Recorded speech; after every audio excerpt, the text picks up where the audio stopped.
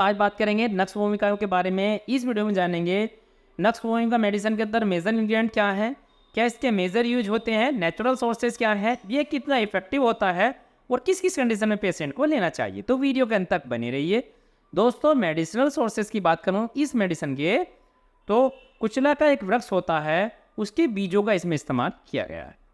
अगर जानकारी और जानने की कोशिश करें कुचला के वृक्ष की, तो अंग्रेजी में इसे पॉइजन ट्री और इसकी जो है अंग्रेजी ऑथेंटिक लैंग्वेज में नक्स भूमिका, साइंटिफिक नेम की बात करें तो स्ट्राइकोनोस नक्स भूमिका, और फैमिली की बात करें तो लिगानियासियाई के नाम से एक फैमिली है जिसके अंदर इसको रखा गया है। प्रोनाउंसिएशन में थोड़ा ऊपर नीचे हो सकता है, तो आप एक बार डिस्क्रिप्शन चेकआउट करके देख सकते हैं। चलिए, अगर बात करूँ इसके औषधीय गुणों की, तो इसके पत्ते भी, इसकी छाल भी, इसकी लकड़ी भी और इसकी गम मतलब गोंद भी इस्तेमाल में ली जाती है, और बीज तो इसके अंदर ऐड किए हुए हैं ही जो होम्योपैथी की। पैथी की बात करूँ तो आयुर्वेद भी बहुत लंबे टाइम से इसका इस्तेमाल करता है, सिद्धा भी, यूनानी भी, होम्योपैथी भी। अगर मॉडर्न मेडिसिन की बात करें तो इस पर रिसर्च अभी जारी है। पूर्णतः इसमें हम नहीं कह सकते कौन कौन से और एल्कोलॉइड्स या और कौन कौन से केमिकल इसके अंदर अवेलेबल है। कुचला का कहीं भी किसी भी प्रैक्टिस में या नियम हकीम या किसी भी वैद्य के अनुसार सीधे इंटेक करने की सलाह नहीं दी जाती, क्योंकि इसमें कुछ केमिकल हार्मफुल हो सकते हैं। इसलिए इसको जो है सावधानी पूर्वक लेना होता है। होम्योपैथिक में एक सक्शन प्रोसेस होती है, बहुत लंबे टाइम तक इसको जो है सक्शन दिया जाता है, और ये जो है उसी से जो है पोटेंसी डिसाइड की जाती है। तो मेरे पास ये है नक्स भूमिका है, ये विलियम सोबे का 30 CH पोटेंसी में, और ये लिक्विड डाइल्यूशन है। ये जो है पावर है 30 CH, ऐसी मिलियन भी आती है। तो इसकी जो है होम्योपैथिक की ये पोटेंसी, जैसे कि एलोपैथिक में MG होता है, इस तरह से इसमें CHM होता है। ठीक है दोस्तों, तो ये जानकारी थी इसको जो है बनाने की विधि के बारे में। ये सक्शन प्रोसेस है, 30 ml का है मेरे पास। आपको किसी और भी कंपनी का अगर अवेलेबल हो जाए, जैसे डॉक्टर रैथबर्ग या SBL या और भी बहुत सारी होम्योपैथिक फार्मा कंपनीज को जो है मैन्युफैक्चर करती हैं, तो आप जिसका इजीली अवेलेबल हो जाए, जिसका सस्ता हो, आप इसको ट्राई करके देख सकते हैं। चलिए, अब बात करें इसके मेडिसिनल यूजेस की। तो अगर जनरल यूज की बात करेंगे तो दोस्तों बहुत लंबी लिस्ट है, बहुत ही इफेक्टिव मेडिसिन है ये, तो लंबी वीडियो हो जाएगी बहुत, इसलिए मैं आपको शॉर्ट फॉर्म में कुछ थोड़ा सा बताने की कोशिश करूँ। तो इसके मेजर यूज आपको, मेजर मेडिसिनल यूजेज आपको इसको बता देता हूँ। दोस्तों, ब्रेन से रिलेटेड कोई भी समस्या हो उसमें ये दवा बहुत अच्छे से वर्क करती है। साथ में अगर किसी को भी सारी कमजोरी मतलब ED जैसी शिकायत है, इरेक्टाइल डिस्फंक्शन की शिकायत है, उसमें बहुत ही बेहतरीन रिजल्ट है इस मेडिसिन के। अगर किसी को भी स्टमक अपसेट रहता है, पेट में स्वेलिंग है, या आंतों का पेरिस्टोलिक मोमेंट सही नहीं है, बार बार लूज मोशन होते हैं, कब्जियत हो जाती है, या कभी मल जो है बहुत टाइट हो जाता है, कभी बहुत ढीला हो जाता है, उस तरह की अगर समस्या है और लंबे टाइम से आप मेडिसिन यूज करते करते आ रहे हैं, तो एक बार इसको ट्राई करके देख सकते हैं। ये बहुत अच्छी और इफेक्टिव मेडिसिन है। थोड़ा सा इसका जो है टाइम ड्यूरेशन की बात करें तो थोड़ा सा लंबा इनको जो है लेना होता है। इन दवाओं को 2 से ढाई महीने आप कम से कम इस दवा को ले रेगुलरली, तो कॉन्स्टिपेशन जैसी शिकायत भी लाइफ टाइम के लिए बिल्कुल ख़त्म हो जाती है। ये मैं निश्चित तौर पर कहता हूँ, क्योंकि कॉन्स्टिपेशन जो है एक ऐसी समस्या है, अगर आपने कोई लैक्सेटिव ले भी लिया तो हैंड टू हैंड तो आपको आराम मिलने वाला नहीं है। 1-2 दिन के लिए तो आप ठीक हो भी जाते हैं, और कुछ दिनों के बाद समस्या फिर से वापस आ जाती है। इसलिए मैं आपको कह रहा हूँ कम से कम 2 से ढाई महीने इसका आप इस्तेमाल करेंगे, तो ये जो है लाइफ टाइम ही आपकी कॉन्स्टिपेशन की समस्या खत्म हो जाएगी। अगर आंतों से रिलेटेड समस्या थी तो पेट भरा भरा लगता है, लीवर बहुत ज़्यादा कमज़ोर हो गया, लीवर में बहुत ज़्यादा गर्मी है, आप इसका इस्तेमाल करके देख सकते हैं। मेरे अपने अगर कुछ प्रैक्टिकल यूज की बात करूं तो जितने भी पॉइजन रिलेटेड समस्याएं होती हैं या किसी को एनाफाइलिक रिएक्शन की समस्याएं होती हैं, उन सब में बहुत अच्छा वर्क करता है।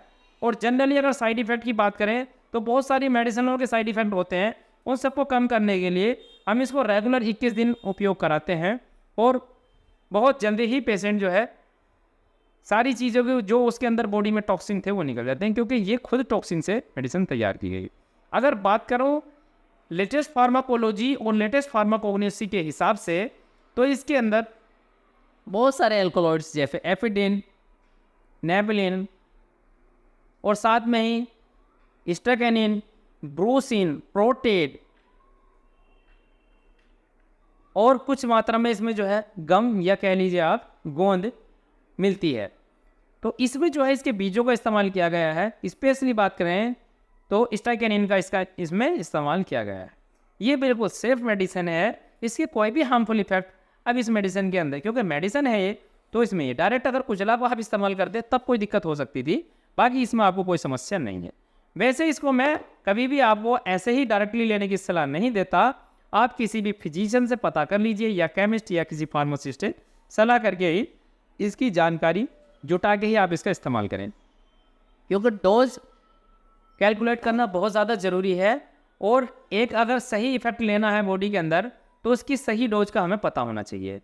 हर किसी के बॉडी वेट के हिसाब से, साथ में एज के हिसाब से, और कई और फैक्टर होते हैं, कोई पुरानी बीमारी तो नहीं है, साथ में और कोई बीमारी तो नहीं है, उसके हिसाब से डोज डिसाइड की जाती है एक फिजिशियन के द्वारा। मैं जनरल डोज यहाँ पर आपको बता देता हूँ।